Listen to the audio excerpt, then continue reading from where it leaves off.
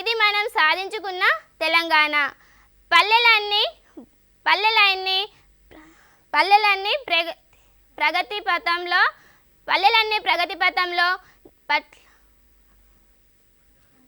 పట్టణాలుగా మార్చుకుందాం.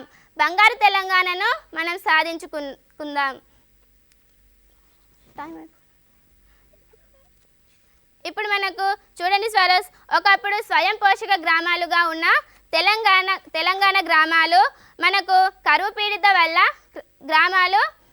గ్రామాలలో కరువు పీడితం వల్ల వాళ్ళకు వలసకు వెళ్ళడం జరిగింది.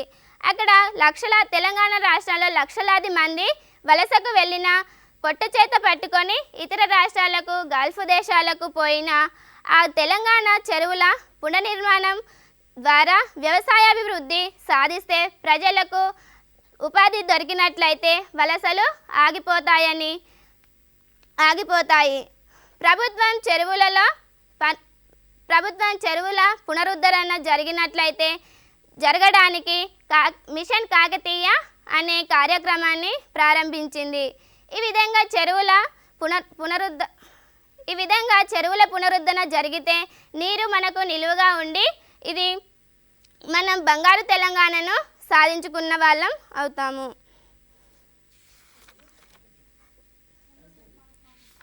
ఇంకోసారి మనం రాగయుక్తంగా పాడుకుందాం.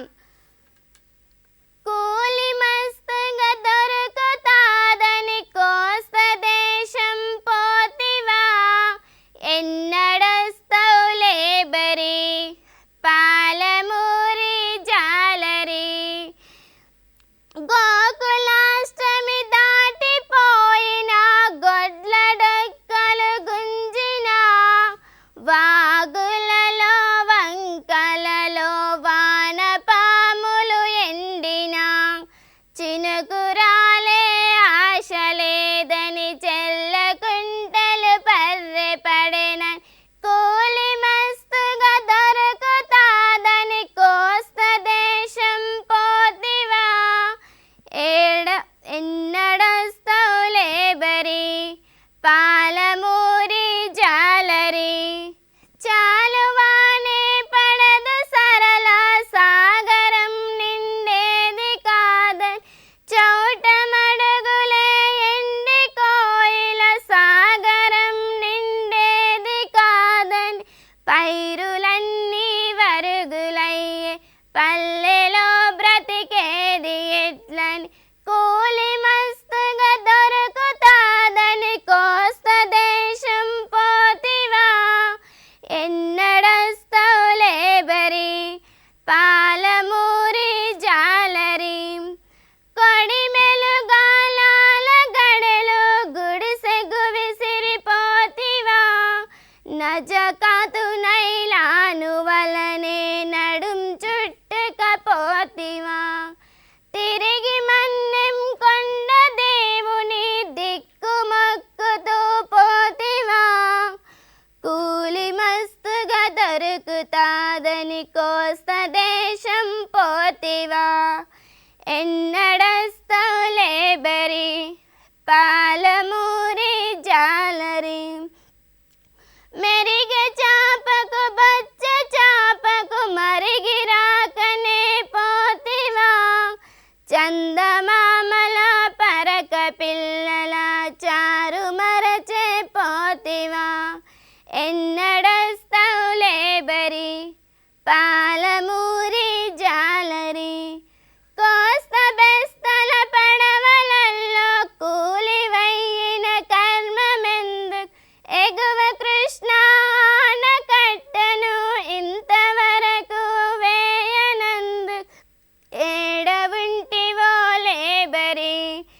ఎన్నడస్తవు జాలరి, ఇంటికొస్తానన్న గడువుకు ఇప్పటికీ వారాలు దాటి, చీకు మబ్బుల ముసురులో కార్తీక పుణ్యమి వెళ్ళిపాయ, ఇటే పోయిన జనం అంతా అటే చచ్చే కాలమంటూ జలపిడుగు పర్లాడి భద్రాచలం మెట్లకు తాకెనంట, ఎక్కడుంటివి లేబరి ఎన్నడ హలో హలో సారస్, చెప్పండి. మేము కేజీబీవి లింగాల. చెప్పండి సారస్. నా పేరు మమత.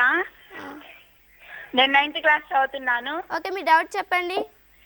నజాకతు నైలాను అంటే అర్థం ఏమిటి? నజాకతు నైలాను అంటే అర్థం అంటే నజాకతు అంటే ఒక సున్నితమైన వల. సున్నితమైన వల. ఆ, మళ్ళీ గొడ్ల డొక్కలు అంటే? గొడ్ల డొక్కలు అంటే పశువుల యొక్క డొక్కలు పీక్కుపోవడం. సారస్, అంత్యాను ప్రాసాలంకారాన్ని వివరించరా ఒకసారి? అంత్యానుప్రాసాలంకారం అంటే ఒక అక్షరం లేదా రెండు మూడు అక్షరాలు వాక్యం చివరికి మాటి మాటికి వస్తే దాన్ని అంత్యానుప్రాసాలంకారం అని అంటారు. అర్థమైందా సారోస్? ఇక్కడ చూడండి సారోస్. ఎండిన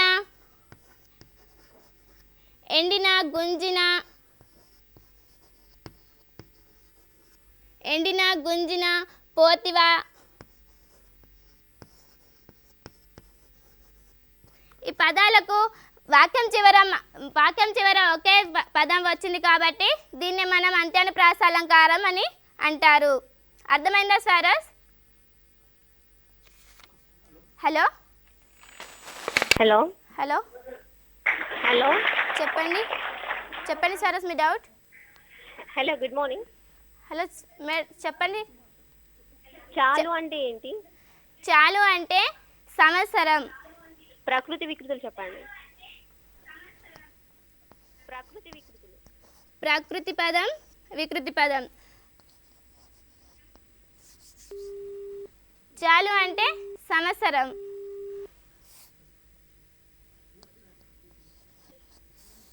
ప్రకృతి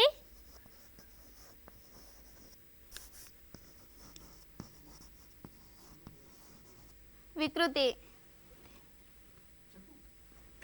చాలు అంటే సాలు. అర్థమైందా సారస్?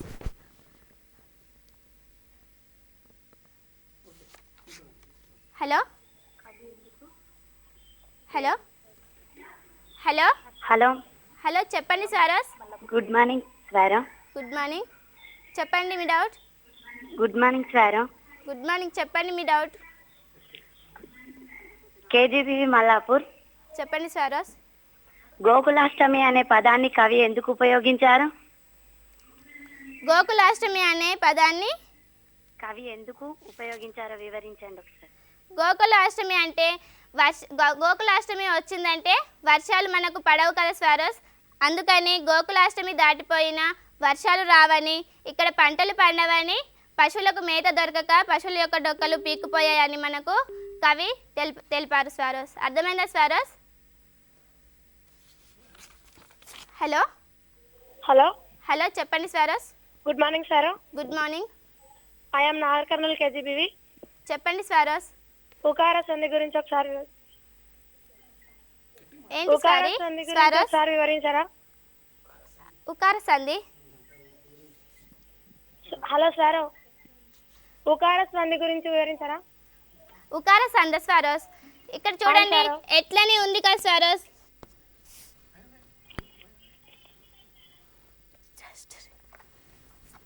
చూడండి సారస్, ఇక్కడ ఎట్లని ఉంది కదా సారస్.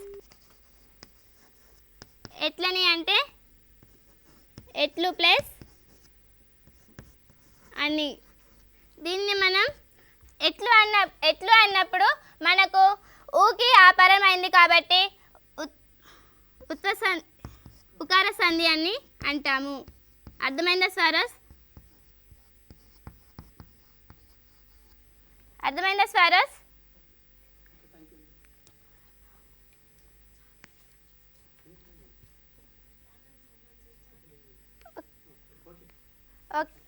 ఓకే సారస్, నాకు ఈ అవకాశాన్ని ఇచ్చిన మా ప్రవీణ్ కుమార్ సార్ గారికి, మరియు స్పెషల్ ఆఫీసర్ చలపతి సార్ గారికి, మరియు ఎస్ఓ సార్ గారికి, మరియు నన్ను ఈ పాఠాన్ని ప్రిపేర్ చేయించిన మా శారద మేడం గారికి నా హృదయపూర్వక నమస్కారాలు.